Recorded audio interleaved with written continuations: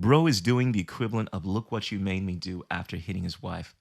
Oh, exactly. So to give you some context here, this guy is responding to Rabbi Barclay when asked by Candace Owens on her podcast, do you think that it is sad when an innocent Palestinian dies? Rabbi Barclay responded by saying this. Do you think it is sad when an innocent Palestinian child dies? Candace, I cry every day. And it's not just for Israel. And this is one of the things you clearly do not understand. The same way most don't, who are anti-Semites, who don't get it. I cry for what's going on in Israel. I cry just as much for what we are forced to do.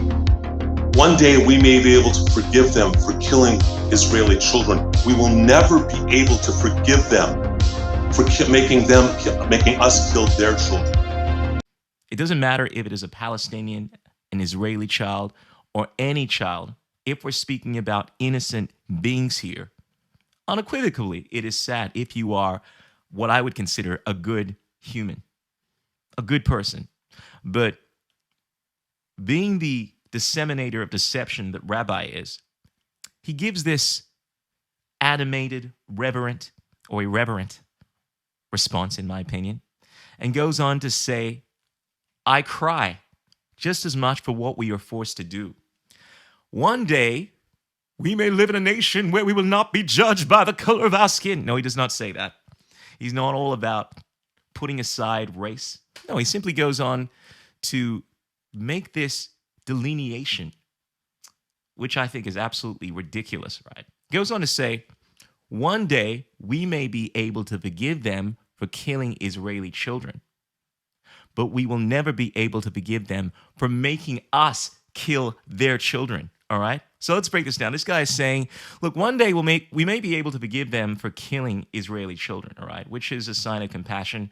I mean, I don't think you should forget. Maybe forgive for your own benefit.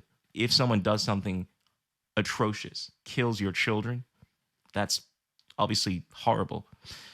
But to say that we will never be able to forgive them for making us kill their children, like you were somehow not responsible for killing their children, like you don't have any say in the matter. You kill someone and say, hey, look, it's not my fault. You're making me do this. You see, this is something that I find very troubling, because whereas I can have at least some level of, not respect, but I can potentially forgive someone if they own up to what they've done. Someone does the most atrocious crime and they say, look, I'm sorry, I shouldn't have done it. But when someone has this insanity where they do something that is wrong, you ever dealt with people like this? And then they gaslight. They try to make it seem as if they haven't done anything wrong, that it's actually you that's the problem. It's you that made them do it. You know, they rape you and they say, well, look, you made me do it. You were wearing pretty clothes. I had no choice. This argument that you often hear, right? That we are forced to kill these people. You're not forced to do that. You're not forced to drop bombs in people's homes. Now, granted, your goals may be, in your opinion, worthwhile.